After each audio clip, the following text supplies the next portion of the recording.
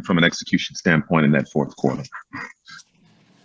I thought we turned it over a little bit early in the fourth, but a part of it is just missing shots tonight, and so you make shots we normally make, we get to our spots, maybe it's a different outcome, but then that always leads me to what could we control. So you always look at your mistakes. Execution at both ends defensively, we made probably too many errors if you're not going to shoot the ball as well as we normally do, and some of those errors cost us, I think. 4 losses in a row. I know every game is unique, but have you noticed any commonalities? It's a sign of something that you want to clean up in these final 5 games. I think what we're seeing right now as we get down to these games, we're playing high quality teams that want to win for playoff seeding. It's a little bit of uncharted territory for this group. So this is good for us, frankly. We all want to win every night, and I would have much preferred to win tonight. But some adversity, some higher level competition is I think what this team needs going into a playoffs. We have no common experiences together in that setting, and so these are a little bit of a dress rehearsal when you're playing playoff teams that need wins, that are really coming out to try to win these games and play at a high level. So this is good for us. The adversity is good for us. We're going to face adversity in the playoffs, and without having some adversity, now, it may not afford us as much as going through this adversity. Bruce Beck with NBC New York. Steve, how do you balance getting ready and getting healthy here at the end of the regular season with kind of looking ahead at the big picture, which is, the playoffs? Well, we're just trying to get better every day. We can't really control the injuries. We're getting healthy bodies back. We got the most guys I think we've had all year right now that are available, so that's positive. Trying to figure out some rotations and combinations. Obviously, James comes back at some point and changes everything again, but we're trying to just get better. We're trying to get more familiar with what we're trying to do. Try to get better at our principles and get a better understanding between one another. As I said, a lot of these teams have been to the playoffs 2, 3, 4 years in a row. We're just getting to know each other. A lot of our guys have missed a lot of the season, so trying to gain that understanding, that continuity is what we're after right now. We're going through a tough stretch. We're not playing really well. We're not playing really sharp. We're right in it today. We had our chances for sure. We've had our chances the last 3 games.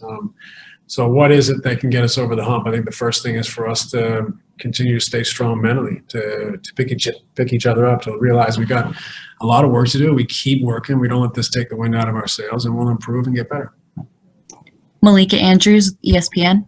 Steve, in that spirit, I think that I think it's Brett Brown who has a saying, it's all about how the plane lands at the end of the season. So I'm wondering how you feel these bumps, if you feel them more now that you're landing than you did earlier in the season, and how maybe you work to minimize any pressure or panic of a 4-game losing streak, which is the longest you guys have had this season. I think pressure is good. You're going to face pressure in the playoffs, so we have to be pressure tested. And this is a team, like I said, that hasn't been there together before. So, this is a little bit of pressure for us, a little bit of a hole to dig out of. I think these are positive scenarios that we haven't faced.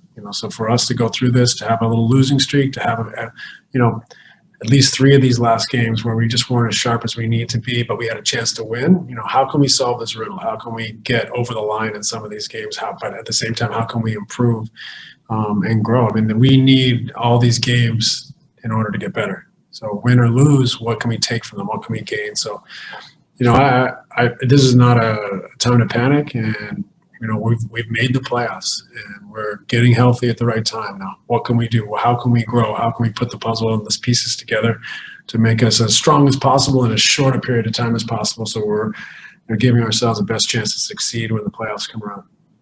Thank you. Brian Lewis with the New York Post. Hey, Steve. This is twofold. For KD, 1 for 10 in the second half. Were those the looks that he normally would be getting or would be wanting? And then on the other side of the court, you go from allowing less than 30% shooting in the third to 60% in the fourth. Was that anything that they did tactically, or was that your defense taking a dip late in the game?